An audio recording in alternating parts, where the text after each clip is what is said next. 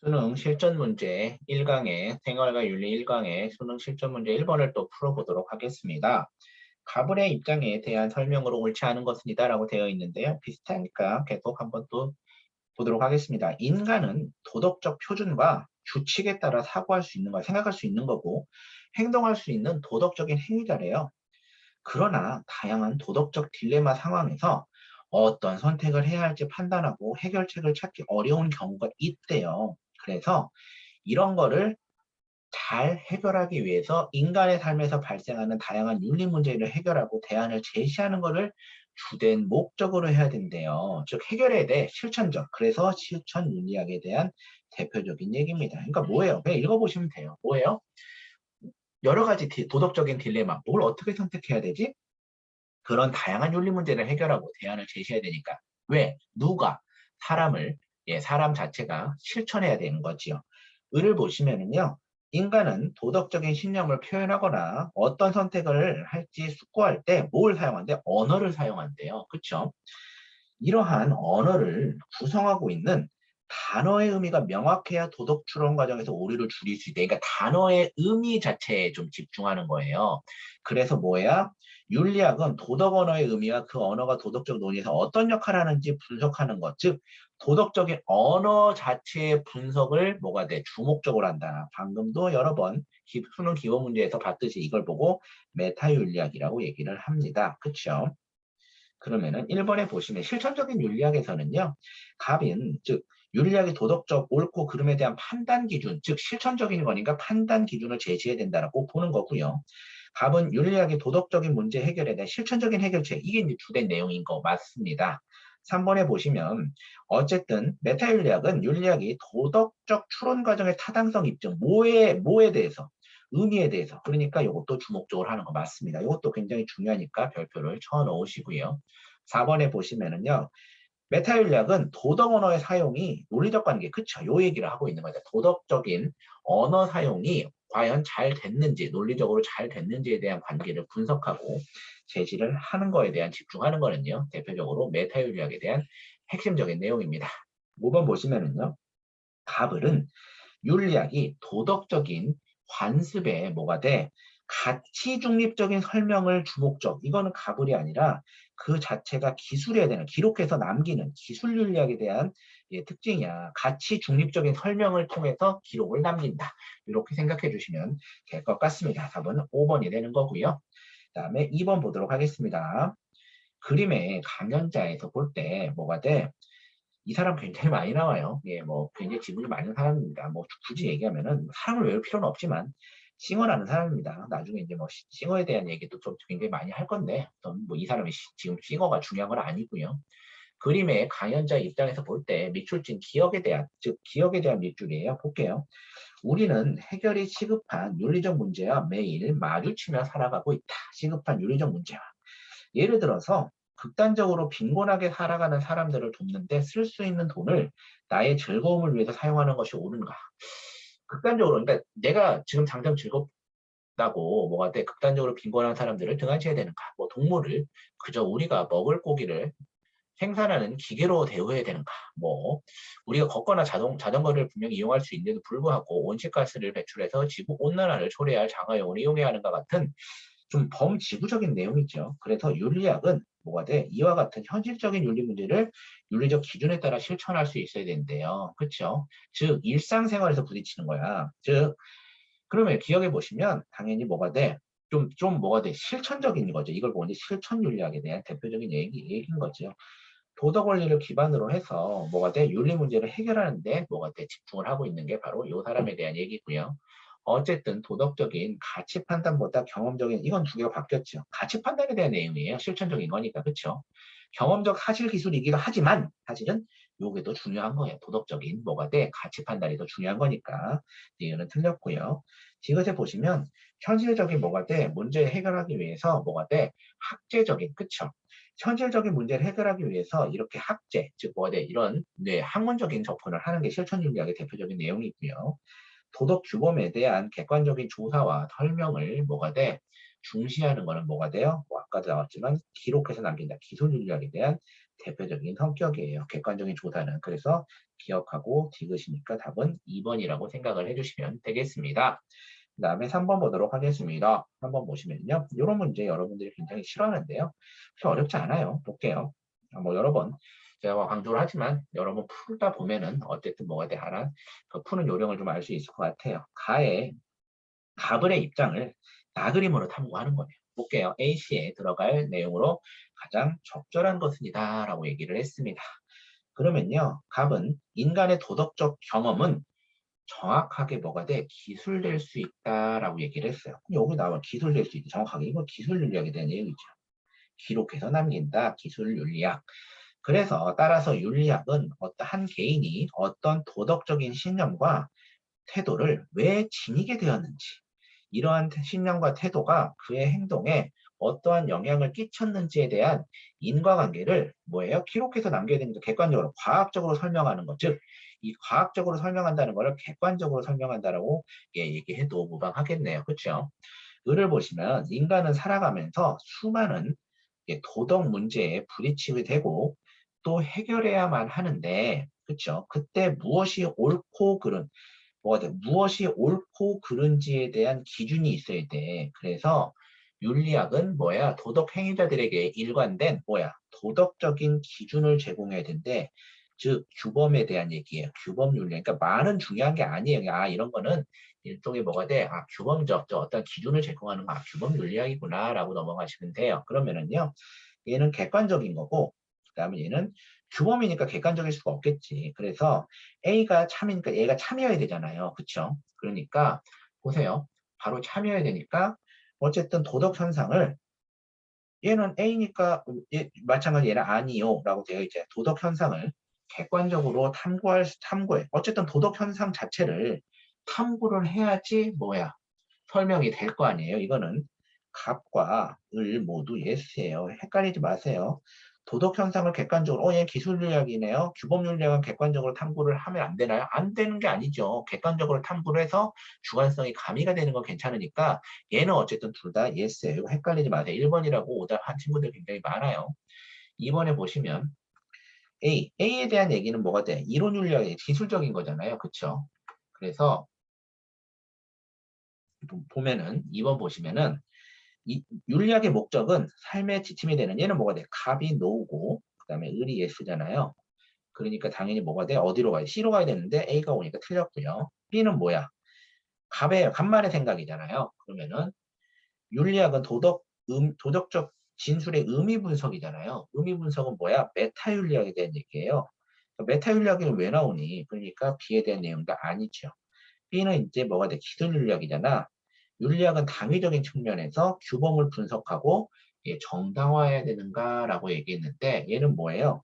당연히 갑이 노고 을이 예스. 즉 뭐가 돼? 규범적인 거잖아. 당위성. 규범이잖아. 이건 기술이 아니야. 객관적인 게 아니에요. C는 뭐야? 보편적으로 적용될 수 있는 도덕 원리에 대해서 참고를 해야 되는 거는 규범적인 윤리학에 대한 내용이 맞지요. 이런 문제 헷갈릴 수 있으니까 3번 별표 쳐놓으세요. 그러니까 규범적인 윤리학에서는 보편적으로 적용할 수 있는 도덕 원리에 대해서 탐구를 해서 규범적인 걸 탐구를 해야 되니까 C는 맞는 내용이 되겠습니다. 답은 5번이라고 생각을 해주시면 될 것 같고요.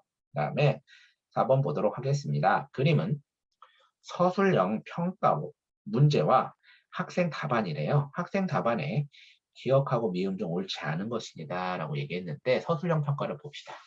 보시면 가불의 윤리학에 대한 입장을 비교해서 서술하시오라고 얘기했어요. 윤리학은 의무론, 공리주의와 같이 도덕적 행위의 근본 원리로 성립될 수 있는 이론 동그라미고 별표지요. 이론 탐구를 주요 과제로 삼아야 된다. 이게 바로 이론 윤리학입니다. 그리고 을을 보시면 윤리학은 환경윤리, 사회윤리와 같이 윤리 문제에 대한 해결 방안과 대안을 제시해야 된대. 뭐가 윤리 문제에 대한 해결 방안이니까 실천적인 내용이죠. 실천 윤리학의 대표적인 설명이 되는 거니까 하나는 이론이고 하나는 실천이에요. 그럼 보시면은 옳지 않은 걸 찾아야 되는 거니까 보세요. 가구의 윤리학에 대한 입장을 비교해 보면 이론 윤리학에서는 행위의 옳고 그름을 판단할 수 있는 기준을 예, 정립해야 된다라고 이제 그쵸. 이론적인 거 행위의 옳고 그름을 판단할 수 있는 기준 때문에 이론을 만드는 거잖아요. 도덕 판단 기준에 대한 정당성을 제시를 해야 된다는 거 보는 게 이론적인 거 맞습니다. 그 다음에 실천적인 윤리학은 윤리학이 현실에서 발생하는 뭐가 돼? 윤리 문제 해결해야 되는 거잖아. 그리고 경험적 세계에서 발생하는 윤리적 현상에 대해서 객관적으로 설명하는 게 아니라 실천이 어떻게 객관적이 될 수 있겠니? 이거는 뭐가 돼? 요 리을에 대한 얘기는 또 얘기하지만 기술 윤리학에 대한 얘기예요. 그러니까 답은 4번, 즉 리을에 대한 얘기입니다. 가불은 모두 인간이 따라야 할 이상적인 삶의 방향을 보여주는 것이 윤리학의 화제라고 보는 거니까 답은 네, 몇 번이다? 4번이다 라고 보시면 될 것 같습니다. 5번 보도록 하겠습니다. 5번은요. 이런 문제도 표가 어렵지는 않아요. 근데 표에 대해서 헷갈려서 틀리는 친구들도 있으니까 여러분 문제를 풀어보도록 하겠습니다. 갑의 입장에 그러면 갑과 을에 대해서 먼저 어떤 윤리학인지 잘 살펴봐야 되잖아요. 갑의 입장에 비해서 을의 입장이 갖는 거예요. 보세요. 갑은 윤리학의 근본적인 과제는 도덕 이론을 활용해서 뭐가 돼? 다양한 도덕 문제들에 대한 구체적이고 실질적인 해결책이야. 해결책이니까 뭐야? 실천적인 거. 이게 되는 실천 윤리학입니다. 그쵸? 그 다음에 을은요. 윤리학의 근본 과제는 뭐예요? 도덕 개념의 의미를 분석하고, 그쵸? 도덕 명제의 진위 여부, 즉 언어에 대한 도덕적인 언어에 대한 의미 분석하고 논리적으로 추론하고 진위 여부, 즉 메타윤리학에 대한 대표적인 특징이죠. 그럼 보세요. 그러면은 윤리학의 실천적인 측면을 강조하는 정도는 실천 윤리학이 강하겠고요. 도덕 판단에서의 당위성, 뭘 해야 되는 것보다 논리성, 즉 언어의 논리성을 강조하는 건 메타 윤리학에 대한 특징이 있죠. 그다음에 도덕 언어의 의미와 뭐가 돼? 추론, 분석, 구조를 분석하는 것도 메타 윤리학에 대한 특징이에요. 그렇죠? 을의 입장이 갖는 거야. 그러면은 y하고 z가 높아야 되는 거고 x축은 낮아야 되는 거. 어떻게 푸는지 아셨죠? 그럼 x축은 낮아야 되고요. y축 높아야 되고 z축도 높아야 돼요. 그럼 다음 몇 번이다? 바로 1번에 보이죠? 왜? 이렇게 따라가잖아요. 얘 낮고요. 얘 높고 얘 높으니까 여기 축에서 살펴가니까 답은 기억이다라고 살펴보시면 되겠습니다. 그 다음에 6번 보도록 할게요. 다음 글의 입장에서 긍정의 대답 동그라미 쳐놓으시고요. 대답을 할 질문만을 보기에서 있는 대로 고르면은 이라고 얘기를 했어요. 그러면은요, 6번에 보시면 도덕적인 추론에다 동그라미 쳐놓으시고, 이런 도덕적인 추론은 뭐가 돼요? 도덕적 선택의 상황에서 뭐가 돼? 심사숙고할 때나, 그쵸? 자신이나 다른 사람의 행동이 도덕적으로 옳은 혹은 잘못된 것이라는 판단을 정당화할 때 일어난대요. 즉, 자신이나 다른 사람의 행동이 도덕적으로 옳은 또는 잘못된 것이라는 판단을 정당화할 때 도덕적인 추론이 일어난대. 그러면은 추론이라는 얘기는 논리적인 오류도 없어야 되는 거고, 그쵸? 합리적인 근거를 전제로 또 사고해야 되는 거고, 주어진 상황을 있는 그대로 받아들이지 말고 진위 여부를 살펴보아야 된다는 얘기입니다. 그런데 이러한 도덕은요, 뭐예요? 사람들과 관련된 것이에요. 그래서 도덕적인 추론을 제대로 하기 위해서는 관련된 사람들의 입장이나 감정도 고려해야 된다는 얘기를 했습니다. 그럼 뭐가 돼? 도덕적 추론은 뭐예요? 그 합리적인 사실에 근거는 어쨌든 합리적인 사고 맞죠. 그게 예스죠. 그 다음에 니은 보시면 정서적 측면도 고려해야 된다는데 배제하면 안 됐으니까 니은은 틀렸고요. 도덕적인 추론은 도덕 문제에 대한 가치 판단을 내리는 거에 대한 얘기를 하고 있으니까 이것도 맞는 겁니다. 그 다음에 니은을 보시면은요. 도덕적 추론의 과정에서는 상황에 대한 근거를 어쨌든 뭐예요? 고려해야 되는데 진위 여부 잘 살펴야 되니까 비판적으로 검토를 해야 되겠죠. 답은 예 4번이라고 풀어주시면 니은만 틀렸고요. 답은 4번이라고 문제를 풀어주시면 될 것 같습니다. 그 다음에 7번 보도록 하겠습니다. 다음 칼럼의 입장에서 지지할 내용만을 보기에서 있는 대로 고르면은 이라고 얘기를 했어요. 보시면 칼럼을 보시면 정치 철학자 한나 아렌트는 예루살렘의 아이 히만이라는 책에서 악의 평범성에 대해서 논해요. 즉 악의 평범성. 이게 뭘까요? 죄 없는 유대인들을 죽음으로 내몰아 전범 재판정에서 아이 히만을 분석한 여러 분야의 전문가들은 그가 그냥 평범한 사람이에요. 그냥 평상시에 보면 그냥 평범한 사람이야. 근데 이를 목격한 아렌트는 악을 행하는 뭐가 돼?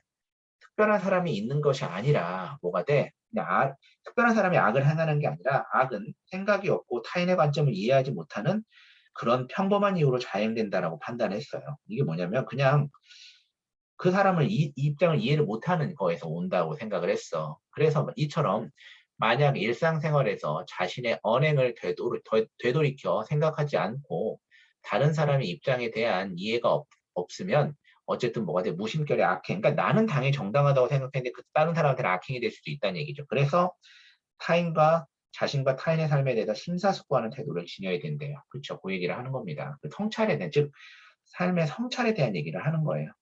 그래서 배려하는 마음이 없으면 악행을 저지를 수 있기 쉬울 것 같네요. 그렇죠? 그럼 기억은 맞고요. 이성을 지닌 평범한 사람들은 악행을 이 얘기를 하는 거 아니에요. 이성이 있다고 해서 악행을 이런 얘기를 하는 거예요. 평범한 사람도 악행을 저지를 수 있으니까요. 그렇죠? 성찰하지 않으면 악행을 저지를 수 있다고 생각을 하는 거고 지속적으로 그렇기 때문에 자신의 삶에 대한 성찰을 해야 된다는 얘기를 하는 겁니다. 자기 행위에 대한 가치 판단을 배제하면 큰일 나겠죠. 답은 기억과 티귿, 답은 2번이라고 문제를 풀어주시면 되는 문제입니다. 그 다음에 마지막 8번 문제를 보도록 할게요. 다음 글의 입장에서 긍정의 대답이에요. 다음 글의 입장에서 긍정. 어떤 규범의 정당성은 그렇죠.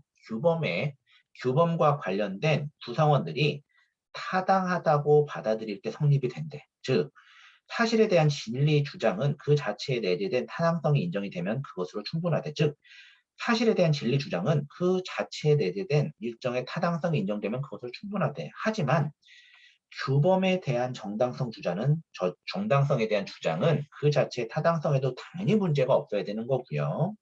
동시에 그 타당성이 구성원들에 의해서 상호 주관적으로 승인되어야 된다는 얘기야.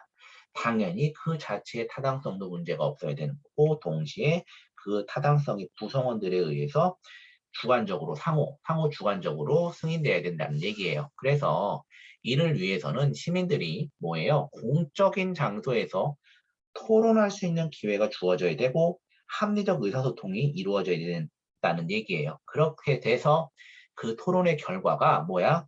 규범에 반영이 된다면 당연히 해결할 수 있대요. 이건 이제 담론, 즉 토론의 중요성에 대한 얘기잖아. 이거는 이제 보고 담론 윤리라고도 해요. 하버마스에 대한 얘기인데 그게 이름이 중요한 건 아니에요. 즉 여러 가지 토론을 통해서 잘 해결해야 된다라는 얘기죠. 그래서 기억해 보시면 규범의 정당성은 객관적인 근거가 없이는 안 된다는 얘기니까 기억은 틀렸고요. 그래서 사회 윤리적 문제 해결을 위해서 공적인 토론을 하는 게 당연히 바람직하다라는 얘기를 하는 겁니다. 그 다음에 디귿 보시면은요. 규범은 뭐야?